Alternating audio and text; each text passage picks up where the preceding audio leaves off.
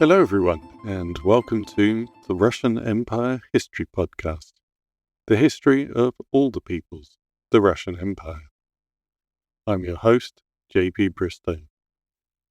This is Season 1, The Forest, the Steppe, and the Birth of the Russian Empire, Episode 34, Imaginary Khazars Part 2, Gumilev's Chimera. This episode contains discussion of anti-Semitism and quotations from material that some listeners may find offensive.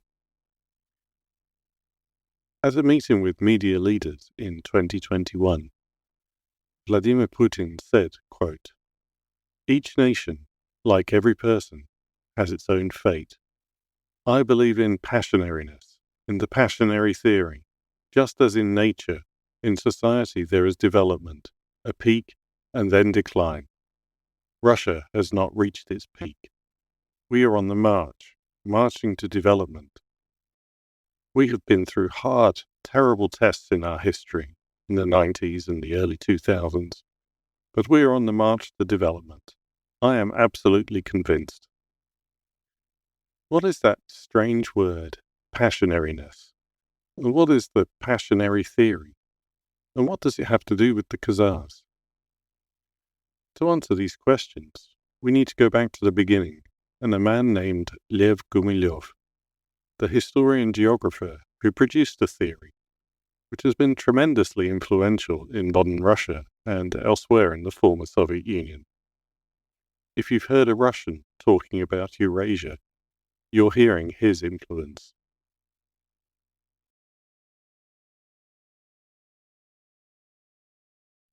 Lev Gumilev was born in October 1912 to two of Russia's most famous poets, Nikolai Gumilev and Anna Akhmatova. Their fate in the revolution and what followed would have an enormous effect on almost all aspects of his life, personal and professional, but would also contribute to his fame towards the end of his life. He had little personal relationship with his father.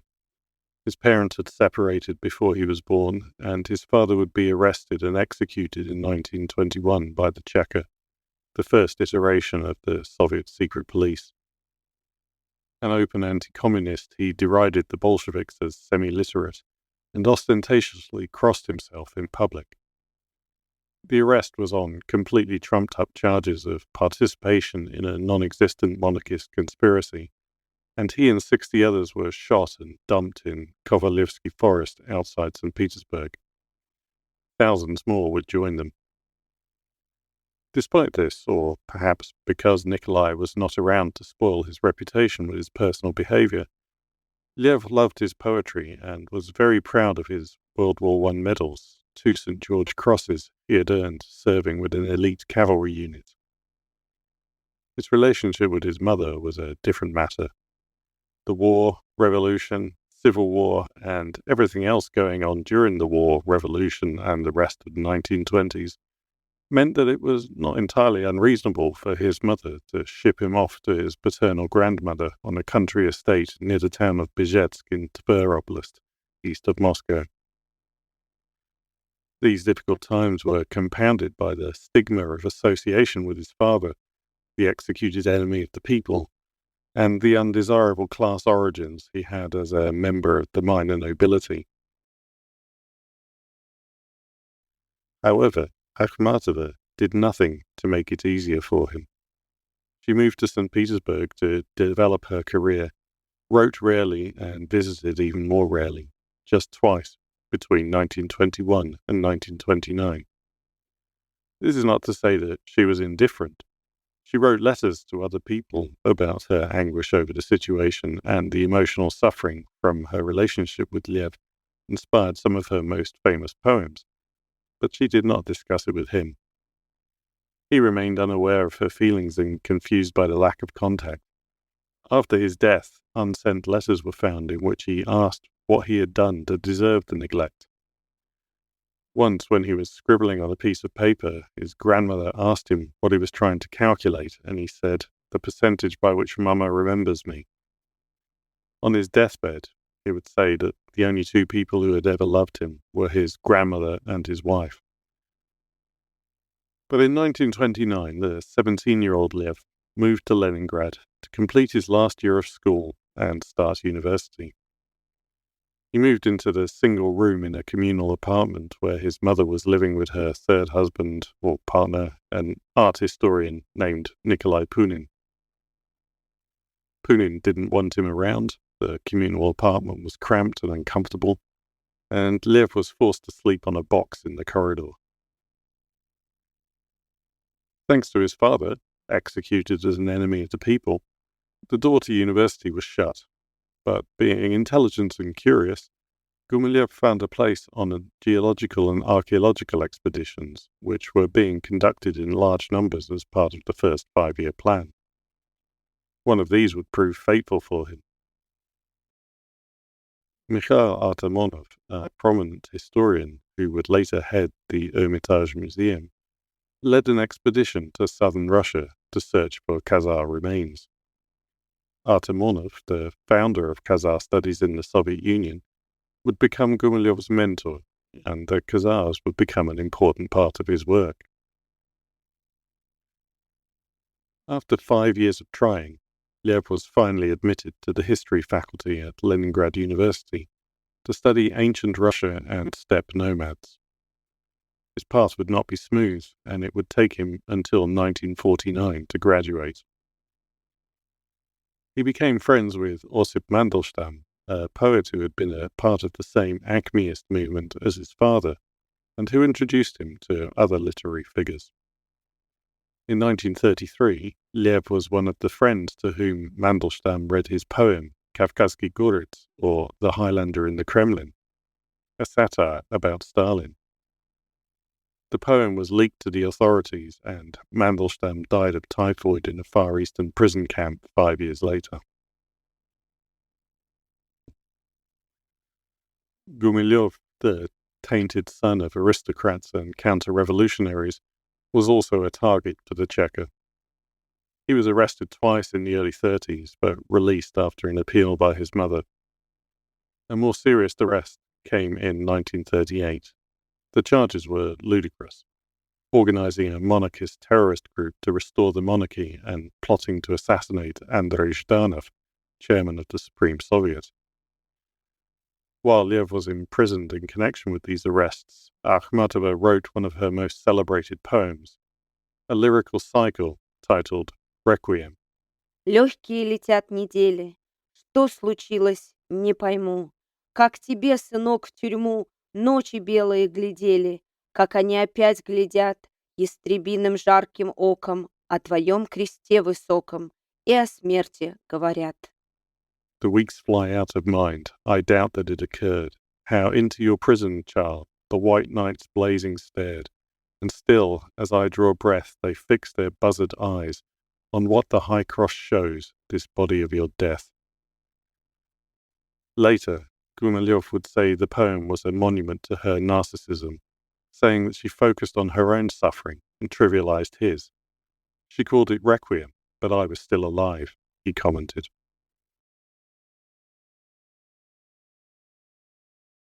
He was sentenced to 4 years of hard labor and sent to the Belomor Canal, a horrifying labor camp where 100,000 prisoners, using only hand tools, were forced to dig a 50-kilometer canal to connect rivers and enable passage from the White Sea to Lake Onegin.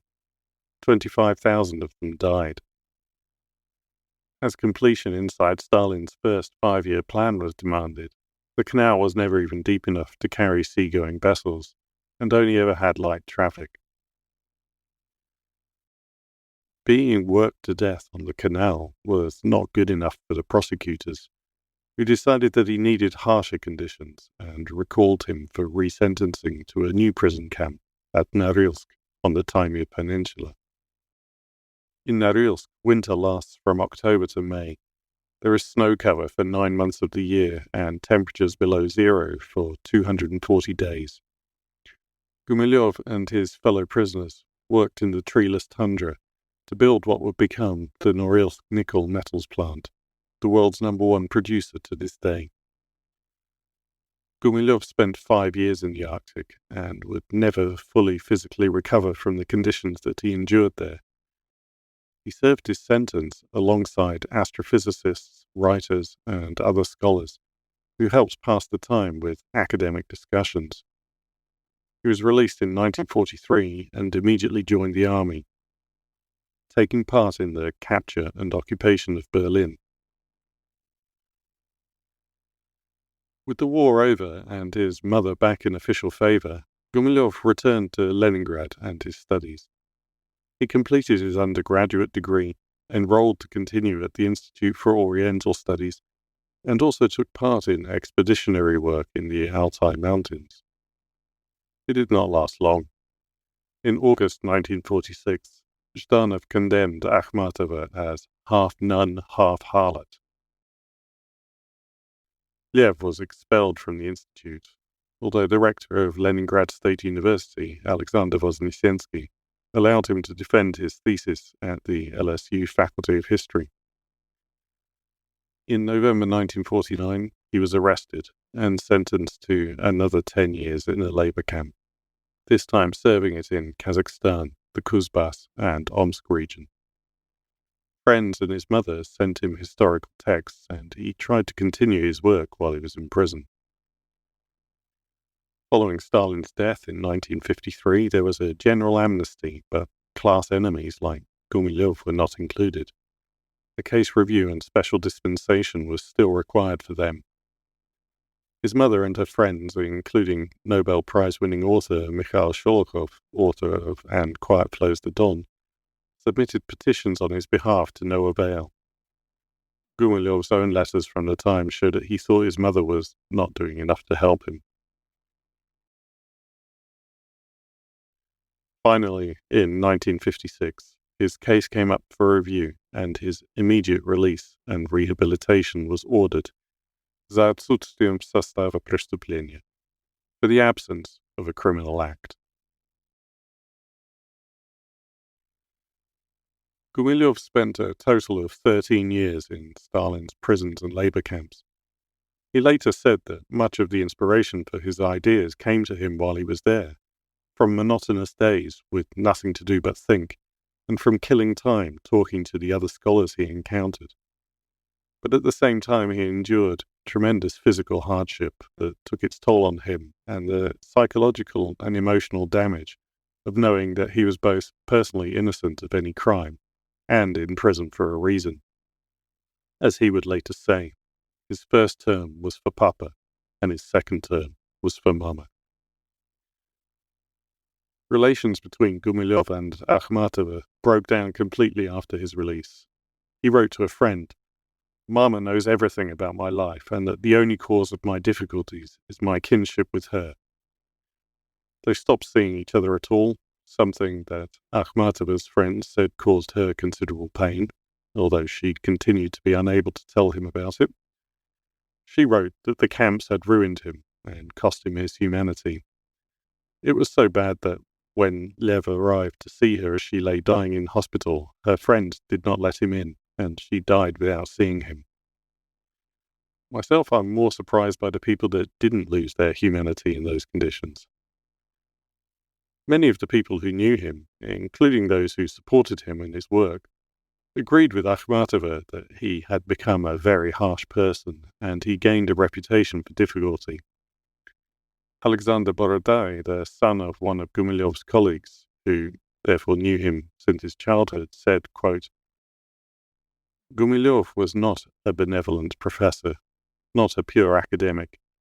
He had enormous energy and immense charm, and he attracted people to himself, but his energy was the energy of hate, nurtured over the years towards those he considered his enemies. He was a fighter, brutal to himself and severe to others." End quote. Gumilev's mentor, Artamonov, had become the director of the Hermitage by the time that he returned from the prison camps, and he took Lev on to work in the museum library. He stayed there until 1962, when he was appointed as a research associate in the Faculty of Geography at Leningrad State University. Although this might give his life the appearance of normality, and he got married, settled down, and developed his academic career, he was never quite free and respectable. He had numerous publications, taught and supervised research, and his work was influential, but he was never appointed as a professor. Although perhaps contradictorily, he also received support from within the establishment. He wrote his first doctorate in history in 1961 on the Khazars. His second was completed 13 years later, and is the reason we are talking about him today. He submitted it in geography, and it brought together his research into ethnicity and ethnogenesis. The defense took place before an academic panel of 22 scholars, 20 of whom voted to award him the doctorate.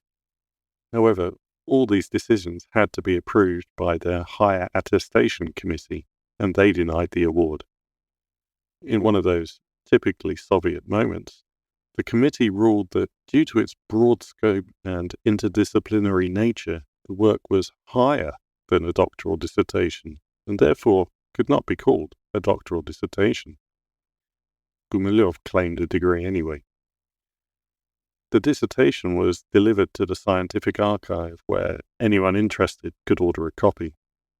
Over 2,000 copies were requested, which were themselves copied, with eventually 30,000 copies ending up in circulation.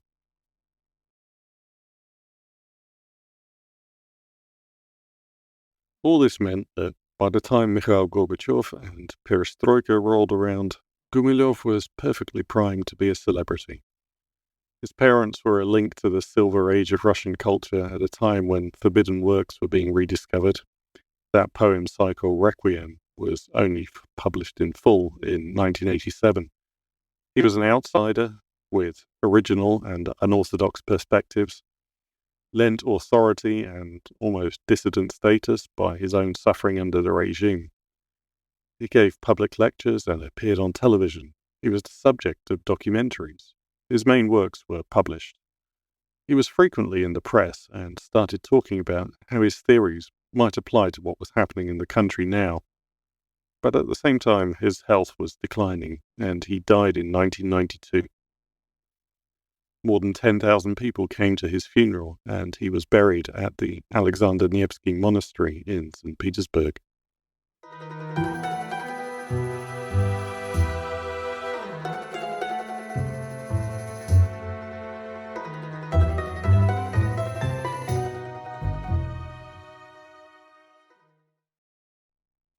The central pillar of Lev Gumilev's work was a conception of ethnicity and ethnogenesis, the process by which an ethnicity is formed.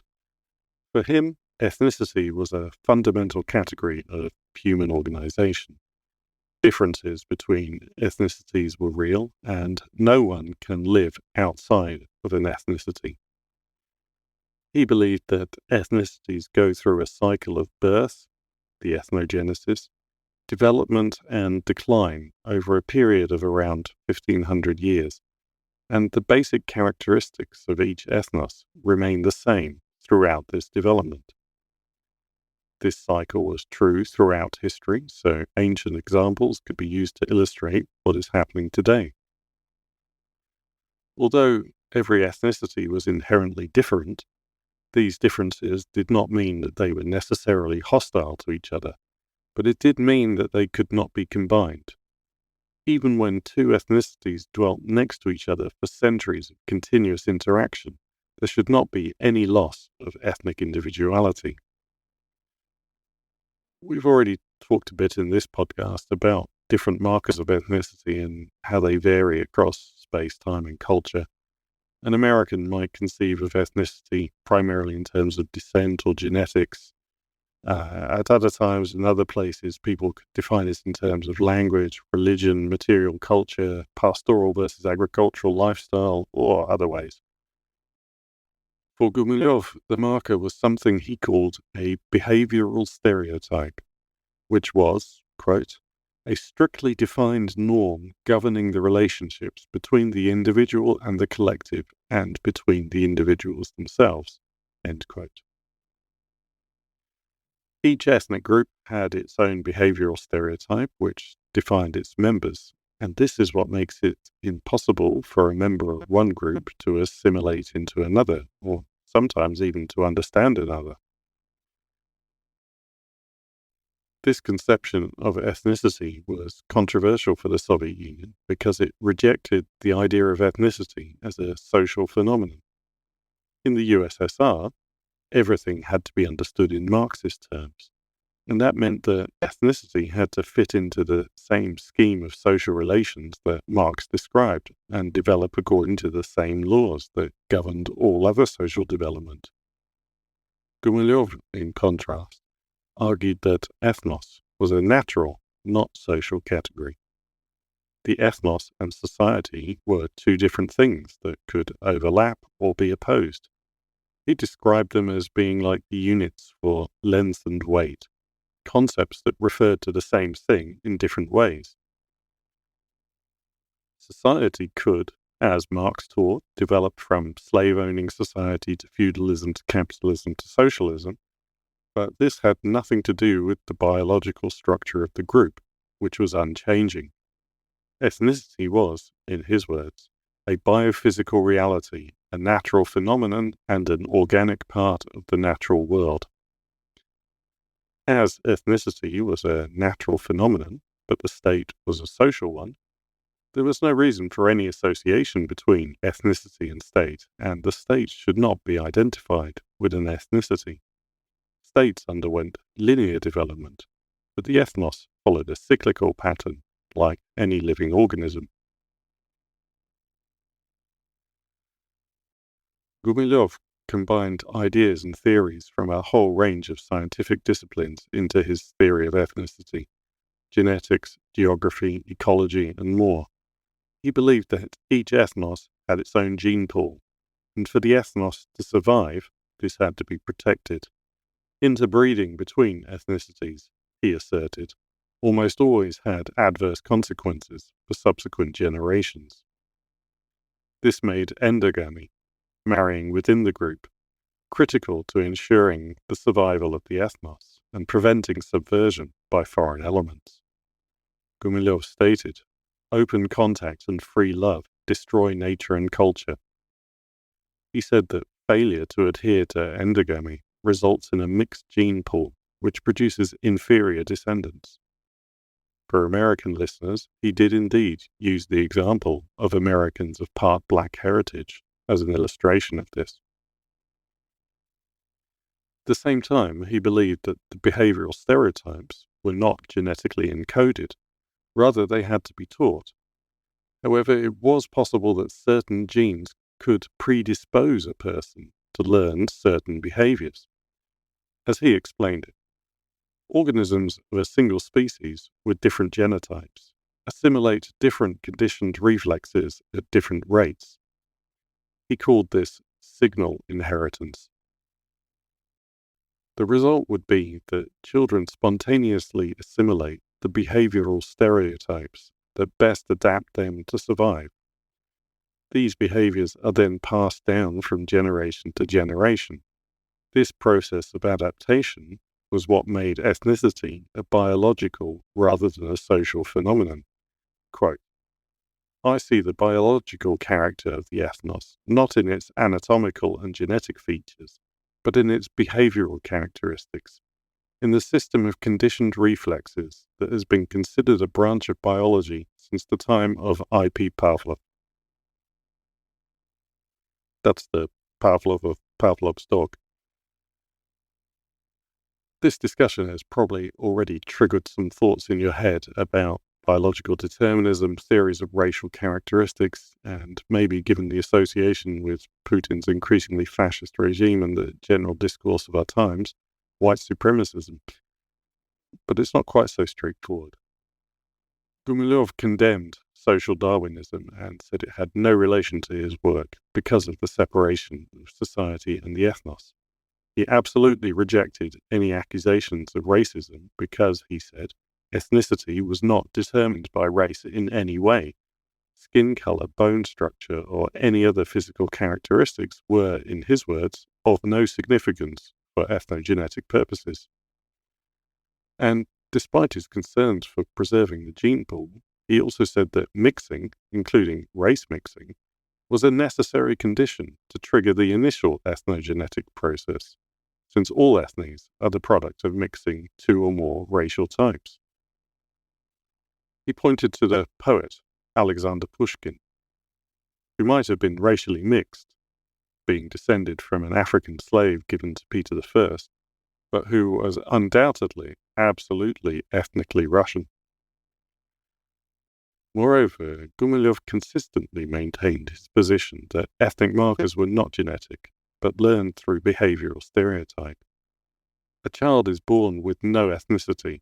It is the environment the child finds itself in during its first formative years that determines its ethnicity. He further stated that endogamy was vital to preserve an ethnos because an endogamous family passes on a single behavioral stereotype, while a mixed family would raise a child with two behavioral stereotypes. Taking this position to its logical conclusion, it could even be argued that his opposition to mixing did not have any bearing on what we normally mean by mixed, since someone from any genetic background could theoretically acquire ethnicity in this way, and therefore racial mixing was just not relevant to him.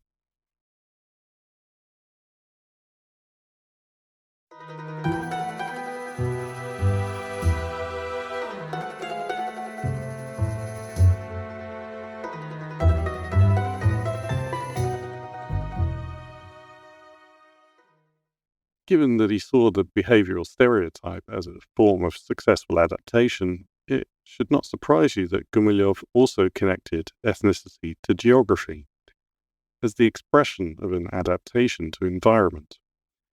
I don't want to get too deep into this today. Gumilev is probably worth a couple of episodes to himself, and we'll have reason to revisit him again when we discuss the Mongols, so I'll try to be brief.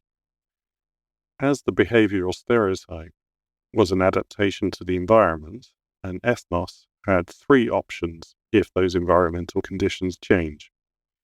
It could develop a new behavioral model, but that would change its ethnic character, or it could stay where it was and not change, in which case it would eventually perish, or it could move somewhere else.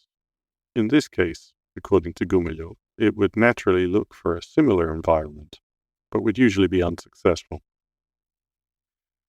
For illustration, he cited Scandinavians, who became Scottish shepherds, Norman peasants, or Rus aristocrats. In each of these cases, they adapted their behavioral model, and therefore they became a new ethnicity in all of them. But there was also the possibility that an ethnos could move to a new location, a new ecological niche, and not change. However, as this meant that it was not adapted to its environment, it would become deformed, giving rise to what Gumilev dubbed an ethnic chimera. This ethnic chimera would have a strongly negative impact on the local indigenous ethnic population. This supposed deformation and its effects would be a very important part of Gumilev's view of world history, and especially Russian history, and brings us back to our subject, as the key exemplar of an ethnic chimera was the Khazars. But before we quite get into that, to understand what an ethnic chimera is, we need to step back to that strange word Putin used, passionary, and to Gumilev's theory of what exactly triggered ethnogenesis. So far, allowing for the red flags raised by essentialist discussions of ethnicity and race, you might be thinking that he doesn't sound too out there, but we're about to take a major left turn. According to Gumilev, he had been thinking a lot about why an endless train of ethnic groups had appeared, risen, and then faded away through history. This was back in 1939, when he was still at the Belomor Canal labor camp. But he had been brought back to Leningrad for a review of his case and was being held at at the notorious Kresty prison. Lying under one of the bunks in the overcrowded cell, the answer suddenly came to him, and he crawled out and shouted, "Eureka!" At least, that's how he liked to tell the story. His revelation was that a certain number of individuals, with what he termed a passionary character, triggered the development of an ethnos. He coined the term passionanist, from the Latin word passio, or passion. It would take him another 20 years to fully work out and present his theory, which he considered to be his greatest discovery. One of his fellow inmates in the labor camp was an astrophysicist named Nikolai Kozyrev, who liked to discuss the makeup of the universe and particularly its constant expansion and release of energy. Gumilev listened to Kozyrev relate how a new star appears from the collapse of a previous one, expands and transforms into a new entity, and decided that this reminded him of ethnogenesis. Sitting in a cell in Moscow's Lefortovo prison a few years later, Gumilev watched the sun's rays travel across the floor and decided that passionanist was a kind of energy that humans absorb and then have to somehow give off.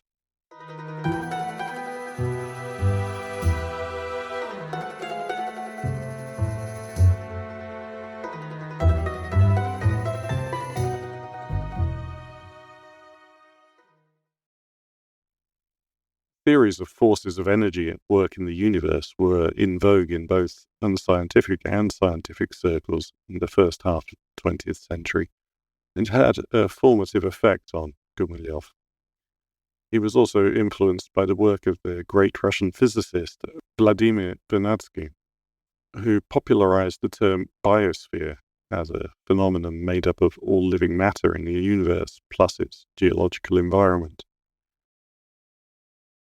The biosphere was not limited to mere bodies here on Earth, but extended out to include the celestial bodies from which they drew energy, especially the constant inflow of cosmic radiation from the sun.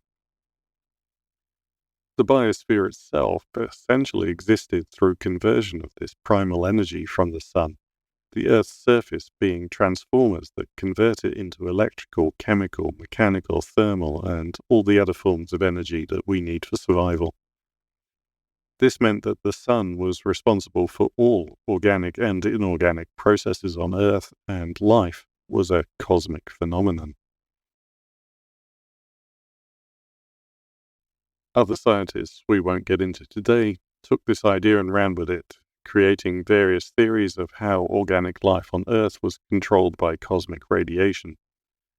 They and their ideas were among those suppressed by Stalin, only to be rediscovered in the 60s, around the same time as Gumilev's own ideas were starting to reach the public, and previously unpublished works that laid out their theories finally saw the light and further influenced him. Reading Vernadsky, he saw that cosmic energy was not only the source of photosynthesis, it was behind almost all natural phenomena. Swarming locusts, animal migrations, and armies, and of course, in each ethnos, which could also be agglomerated into superethnies. In an ethnos, this cosmic energy manifested as passionanist. As an extension, each ethnicity was also an organic element of the biosphere, which made it subject to the same rules of nature and natural development that Vernadsky and others had applied to the rest of the living world. Ethnies continually received cosmic radiation, and this radiation drove their appearance and development. Another scientific interest from the early 20th century that played a role in developing Gumilev's ideas was the idea of radiation triggering mutation. Early work on the subject in the Soviet Union had ended when Stalin repressed genetics, but it would re-emerge in the 60s. Gumilev had learned about mutagenesis from a biology student that he had been arrested with, and naturally, He thought that it should have a place in his theory of ethnicity. In his later career, he was able to consult leading geneticists for their opinions, including some who were working on their own ideas of massive energy effects on the living world and influenced by Vernadsky's ideas. In at least a couple of cases, this ended badly, as when the scientists got their first sight of passionary, their skepticism upset Gumilev. Anyway, to keep this long story as short and simple as I can manage for now, Gumilev concluded that fluctuations in solar energy caused variations in the solar energy reaching Earth, and in these variations, particular bursts of cosmic energy could cause mutations in all living things. This energy was absorbed by human beings who converted it into other forms of energy, just like every other living thing did. Once in a while, these variations would produce what he termed excess hard radiation. This hard radiation would have a special effect on the gene pool of people living in the irradiated area and produce a micromutation in the affected population. All ethnogenesis began with this type of specific mutation in a few individuals in a particular region, which affected their behavioral stereotype and then led to the emergence of a new ethnos. It was not simply the mutation that produced the new ethnos. It was that it enabled the affected individuals to absorb more cosmic energy than people without the mutation. And it was this increased energy that was passionary, or the passionary charge of a person or ethnicity. People with this passionary charge were capable of great things. They could do more work. They had an inner force driving them towards their purpose. The historical greats we all know, Alexander the Great, Genghis Khan, Julius Caesar, Muhammad, Captain Cook, Napoleon, and so on, were all examples of these passionary figures. Now, I don't know how you feel about all of this. Myself, I have limited affinity for the mystical, and I have to admit that it leaves me completely cold. But Gumilev thought it was his greatest achievement, a scientific discovery that was a critical contribution to human understanding. And millions have agreed with him. Ideas like behavioral stereotypes, the ethnic gene pool, and passionary have become everyday commonplaces mentioned in articles or TV shows as just a given, and he's been tremendously influential, for good and bad, across the former Soviet Union. There are statues to him in Tatarstan and Kazakhstan. When you hear crackpot Russians like Dugin talking about Eurasia, they started from Gumilev and his theories. Even Putin, as we heard earlier, claims to believe in this cosmic energy, and presumably thinks that he is the latest one of those passionary figures, like the people I just mentioned.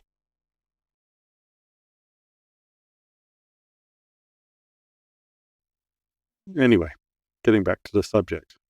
Ethnogenesis worked like this. At a particular time, a particular place, or places on Earth, would receive an increased amount of cosmic radiation. If certain individuals were in those places, they would absorb this radiation and become mutants capable of absorbing a passionary charge from this energy. These individuals would then form a cluster, which would attract people less capable of holding a passionary charge. These people, now formed into a group, would then find their ecological niche and develop a new behavioral stereotype, and thus a new ethnos would be born, completing the first stage in its life cycle. The passionary charge of the ethnos would then drive its development, gradually dissipating over time as one form of energy was converted into others, and then the ethnos would go into decline and eventually disappear. Gumilev even felt confident enough to put an actual timeline on this. The initial phase of passionary impetus, in which the energy would spread and begin to motivate a new group, lasted around 180 years. Then came an incubation period in which the new ethnos would consolidate itself to the next phase. This lasted 20 years. The next phase was ascendancy, a 100-year period of intense passionarness as the new ethnos made its mark on the world, transitioning into the overdrive period at which it hits its height, lasting some 300 years. Phase 2 in the life cycle of the ethnos is static, as the passionary charge begins to dissipate. Once half the charge has been lost, we encounter the breakdown as the first signs of decline appear. This is followed by 300 years of inertia, in which the ethnos has lost its drive and may begin to fracture, 200 years of obscurity, and a final period of exhausted passionarnos that Gumilev called homeostasis, before the degeneration of the ethnos. So the total life cycle of an ethnos was around 1500 years. Although terms like breakdown and obscurity may sound negative, this was purely in terms of the life cycle, not the lives of people in the ethnos. For them, the positive-sounding periods of ascendancy and overdrive could be characterized by war, revolution, or other social turbulence, while the later stages could be a golden autumn of peace and prosperity. The relationship between the ethnos and its environment also changed over the life cycle. In the initial phase, the high passionary charge enabled the ethnos to master its environment or move into a new environment and successfully adapt, while in the later phases, as the energy dissipated, the ethnos would first reach a balance with the natural world and then become controlled by its environment, what Gumilev described as entirely dependent on the historical and geographical conditions of any given territory. I'm going to leave a large chunk of what happens to an ethnos once it's come into existence for another time, except to note that Gumilev, perhaps surprisingly, did not necessarily see competition between ethnicities as their natural state. Rather, he considered symbiosis to be the optimum.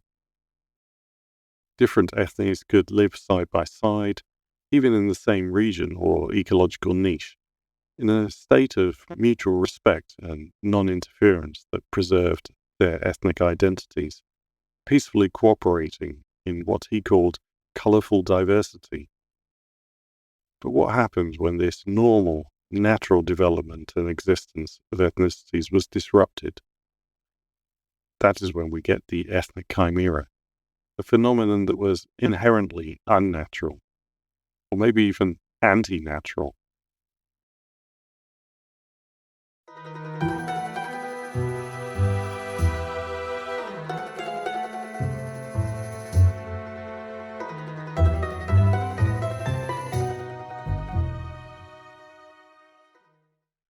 As noted, Gumilev saw each ethnicity as having an ecological niche, a native landscape or geographical homeland. Leaving this homeland had adverse consequences for the ethnos, but there could be cases in which the ethnos survived migration by invading and occupying the ecological niche of another ethnos. Since it was not an organic part of this new region and therefore could not live in harmony with its natural environment, the invading ethnos would corrupt and manipulate the indigenous ethnos of the area. This was the ethnic chimera, which Gumilev compared to a parasite like tapeworm. The parasite needs the host to survive, but also alters the biochemistry of the host to change its behavior to its benefit. An ethnoparasite was like a pernicious bacteria, exploiting the indigenous population of the country and its natural resources. And just like in the cases of parasitic infestation, the ethnoparasite could destroy the colonized ethnos and then perish itself. In case you're not getting the point, Gumilev also compared the ethnic chimera to cancer, deforming the natural development of any ethnos it affected. However, the degradation caused by severing the ethnos from its natural landscape did not mean it became weak. On the contrary, the chimera was like a resilient weed turning its unnatural rootlessness into the ability to prosper anywhere by feeding on the natural energy of the indigenous ethnos. The Chimera maintains its supremacy by reducing the indigenous ethnos to dependency, turning a healthy ethno-ecological system into a dysfunctional mess that threatens everything living there with destruction. Gumilev described the motivating force of the Chimera as vampire concepts, characterized by a negative view of the world that sees the material world as suffering and the source of all evil. Thus, the Chimera rejects the natural world and embraces ideologies in which humanity is opposed to nature and must change or destroy it. So environmental destruction becomes inevitable. The Chimera rejects the past, heritage, and tradition, and is focused on the future. This means that it lacks living traditions that can naturally be absorbed by each growing generation, and is forced to rely on written codes of behavior. The Chimera has a high passionary charge, but it is not naturally absorbed cosmic radiation, but energy it is taken from other ethnes. And because the Chimera is a disruption of the natural life of an ethnos, this passionary charge does not dissipate as it develops, and continues to be strong. Now, I've said that Gumilev essentially rejected race as a category, and we can see in the ideas that I've just described that his ethnogenesis is the result of an external force, the cosmic radiation, that could affect anyone, irrespective of their genetic heritage. And when he was embraced by Russian nationalists later in his life, he stuck to his guns on this, which earned him many attacks. But there was an exception, and maybe some of you will have already guessed it. What was the quintessential ethnic chimera? The one that embodied every negative parasitic quality that I've just described. It was, of course, the Jews. Most of the chimeras Gumilev identified were from ancient history, often sects or obscure religions, like Gnosticism, Mazdaism, Khazarism, or the one we looked at in the last member episode, Manichaeism. But the Jews were clearly something of an obsession and come up continually through his work. He even gave them a special exemption from his rules. Although a normal ethnos required a connection to a particular landscape that was theirs, and leaving that place for another was indeed part of how the chimera appeared, the Jews were adapted to the anthropogenic rather than the natural environment. That is, to towns and trading routes. Of course, towns and trading routes are not natural, and this just highlighted again that the Jews were also non-organic and unnatural, resulting in their cosmopolitanism and attraction to commerce. The Jews wrought destruction on other ethnies across history. To be fair, this was not always their intention. Sometimes it was simply the result of them being aliens, unable to live in harmony with their environment. Gumilev ascribed the destruction of Babylon to Jewish advisors who failed to understand the local conditions of irrigation, for example. Other times, such as their alleged involvement in the slave trade, they acted on purpose. But more generally, wherever they went, the Jews established control through deceit and destroyed the spiritual resistance of the host ethnos through skepticism, indifference, and stagnation. Gumilev accused the Jews of deliberately marrying their women into the elites of the indigenous ethnos to create what he termed bastards, who would further consolidate Jewish power. The Jews were also the perfect embodiment of the fixation on writings that Gumilev claimed was anti-natural.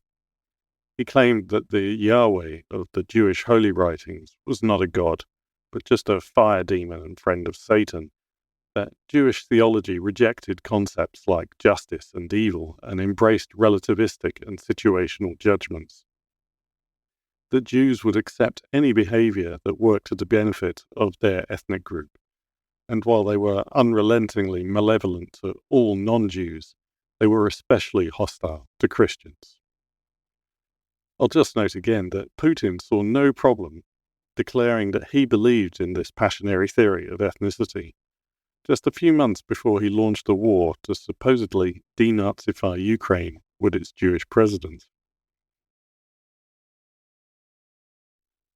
Gumilev further divided the sphere of existence of ethnicity, which he called the ethnosphere, into phenomena and actions.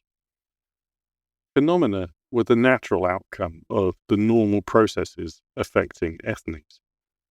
For an ethnos to appear and develop within its proper region and ecological niche was a natural phenomenon and something that could not be judged in terms of right and wrong, even if it sometimes involved war or conquest.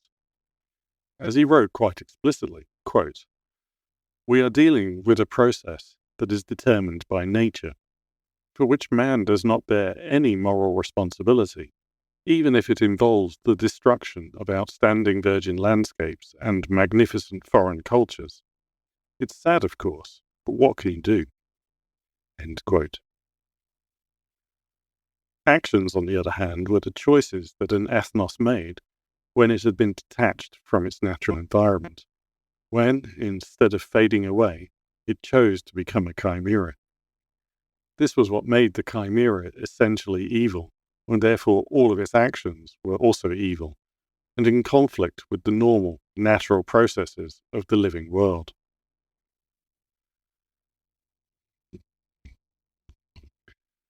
You'll recall that Gumilev had specialized in steppe cultures. His first book was on the Xiongnu, and he had studied the development of the Turkic peoples. He was a confirmed Turkophile. Perhaps this interest was stimulated by his own heritage.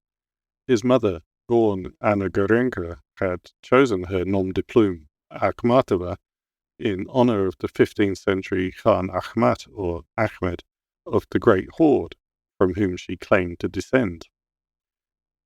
From the early Turks, he moved on to the Khazars and the Mongols, and especially the Golden Horde. He countered the conventional belief in the steppe as the enemy of the Slavs, with a view of history in which the Slavs, Turks, and Mongols were friends and collaborators. Dubbing the Tartar yoke, the period of Mongol rule claimed to be the source of all Russia's alleged backwardness and brutality, the black lie of Russian history. Some of Gumilev's most detailed work was on the Khazars, and when he wasn't pursuing crackpot theories about space ray-powered vampires, he produced some notable contributions. He was, for instance, the first person to propose the role of climate change in the various steppe migrations. Gumilev proposed that minor fluctuations in climate could have a significant effect on the fragile moisture balance of the steppe and the viability of pastoral lifestyles in various areas. This is now the accepted model you'll find in every book about steppe culture. But at the time, way back in the 60s, when almost people thought about, if they thought about climate change at all, was the risk of a new ice age, it was radical. The idea led him on to research water levels in the Caspian, establishing that they were significantly lower when the city of Itil stood on the delta, and from there to underwater excavations in the delta, where he did find the remains of residential areas that he identified with the Khazars.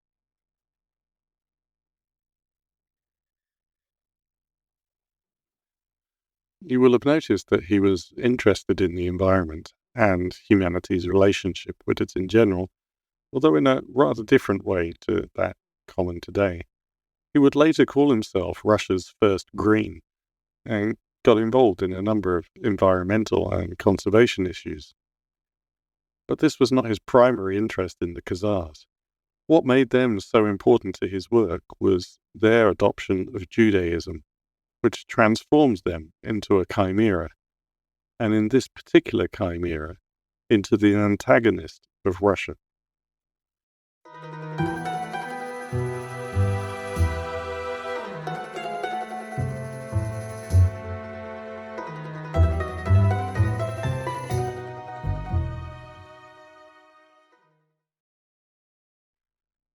In the early days of Khazar studies, largely the work of the people who had mentored the young Gumilev in his attempts to study in the difficult 20s and 30s, the Khazars had mostly been presented in positive terms. Mikhail Artemonov argued that the Khazars had been a progressive force. They had been the most important basis for the formation of Rus. This also lined up with the early Bolshevik position on the subject peoples of the Russian Empire. And for this too, it was important that the Khazars had converted to Judaism because the Bolsheviks condemned Tsarist oppression of the Jews. This changed under Stalinism, especially after the Second World War, and the re-emergence of the presentation of ethnic Russians as the elder brothers and guides of all the peoples of the Soviet Union. Then, at the start of the 50s, came the Doctors' Plot and the launch of a general anti-Semitic campaign. A front-page article in Pravda in 1951 attacked Artemonov for idealizing the Khazars. Rather than a positive influence, it claimed, the Khazars had been hostile neighbors who had conquered the Eastern Slavs and obstructed the development of Rus. This interpretation quickly became the accepted wisdom, and historians adjusted their work to fall in line. As the next generation of historians took over in the 60s, this position became entrenched, and the Khazars, always associated with Judaism, were presented as the evil enemies of Rus. According to Gumilev, the Khazars had been a dying ethnos. With their passionary charge expended, they had entered the stage of homeostasis. Then they were conquered by the expanding Gokturk Empire. The Gokturk mixed with the Khazars and renewed their passionary force, enabling them to break out of the collapsing Gokturk Empire and establish their own Khanate on the Pontic steppe, where, according to Gumilev, they lived in peace and harmony with their neighbors. According to Gumilev, the Khazars made their first contact with the Jews through the Karaite Jews of the North Caucasus and Crimea. If you remember part 1, these Jews were a later arrival in the region, but Gumilev believed that they had been present in the region for centuries at this point, from before the codification of rabbinical Judaism, and they did not recognize the Mishnah. According to Gumilev, this meant they were closer to Christianity or Islam. The Khazars and the Karaite Jews also lived side by side in harmony, as they did not attempt to change each other's ways or interfere with each other. This all came to an end when events in Persia and Byzantium resulted in an influx of Radhanite Jews. If you remember our previous mentions of them, they were Jewish merchants who operated on wide-ranging trade routes, including across Rus and Khazaria. In contrast to the Karaites, who, it seems to Gumilev at least, lacked the Chimera focus on written texts, the Radhanites were rabbinical Jews who took the Torah as their divine authority and were therefore influence-seeking elitists. The Radhanites had also left their native ecological niche in the Levant and developed their unnatural link to the anthropogenic landscape. This brutalized them and prevented their natural development, making them amoral and focused on personal gain. This could be seen in their involvement in the slave trade. Gumilev compared them to the Soviet criminal underworld. Attracted by the Khazar trade routes, these Jewish merchants settled in Itil, quickly becoming a major presence in the city.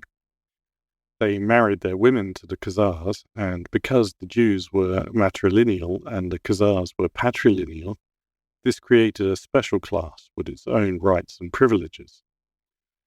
Acting through deceit, Gumilev argued, they increased their influence in Khazar society until one of them reached a position where he could seize power through a coup and make Judaism the official religion of the state.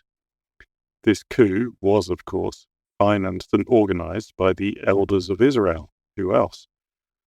Khazar resistance led to a bloody civil war in which the Khazars were forced to submit to the rule of the Jewish elite. But, says Gumilev, they never converted themselves, and Judaism was solely practiced by the elite. The result was the transformation of Khazaria into an ethnic chimera, where a despotic Jewish elite tyrannized the conquered and disenfranchised indigenous population. In particular, these Jews supposedly sold Khazar children into slavery, which, Gumilev said, Christians and Jews did not do to their co-religionists. Continuing climate change, with the Volga and Caspian levels rising and inundating the agricultural land of Khazars, weakened them further, but had no effect on the Jews, who derived their riches from trade. This further increased Jewish dominance. Gumilev described the Jewish rulers of Khazaria as a merchant octopus whose arms extended across Eurasia trying to subjugate other peoples around them. As part of these efforts, they allied themselves with other foreign powers, the Germans, the Caliphate, the Varangians, who were also hostile to the indigenous peoples of Eurasia. In part, this was because the Khazars were supposedly poor soldiers who preferred to rely on mercenaries backed by intrigue and deception. One of the clearest examples of this, Gumilev claimed, was the Khazars' encounter with the Rus. In Gumilev's version of Rus history, the Khazars concluded a pact with Varangians in Novgorod that they would attack the Rus Khaganate. Quote, "Two predators, the Radhanites and the Vikings, agreed to divide the lands of the Slavo-Rossi, that's the Proto-Rus Slavic tribes, into their spheres of conquest." End quote. At the request of the Khazars, Oleg launched his campaign against the Dnieper settlements, resulting in the conquests of Kiev and Smolensk. In Gumilev's telling, the establishment of the Rus kingdom based in Kiev was a Varangian usurpation by a scheming politician that was inspired by and benefited the Khazars. The Khazars extended their dominance of the Rus, raising taxes and using the Rus as military proxies. All the Rus campaigns against steppe peoples and even the raids on Constantinople were carried out at the behest of the Khazars. In short, the Rus became vassals of the Jewish rulers of Khazaria, who used them in their wars against Christians, Muslims, and indigenous pagans. The Khazars and the Varangians divided Eastern Europe between themselves, with the Khazars dominating from the Volga to the Dnieper. The greedy Khazars were no longer satisfied with merely collecting tribute.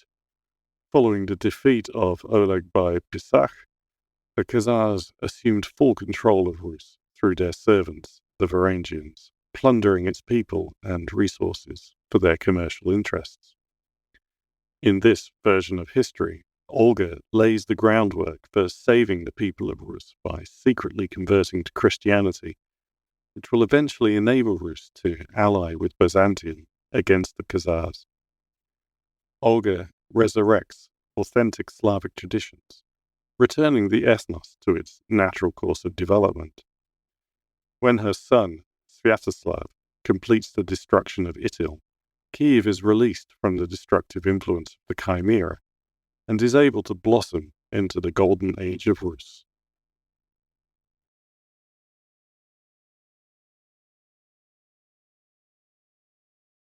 I always feel a certain dissonance when I'm reading about Gumilev. On the one hand, you have his life story as someone who was victimized through no fault of his own, who endured great hardship without breaking, and still went on to become an impressive scholar with genuinely innovative insights. And I don't want to give you the wrong impression. It's this side of Gumilev that earned him those statues in Tatarstan and Kazakhstan. On the other, the centerpiece of his life's work, the theory he considered his great discovery, is total madness.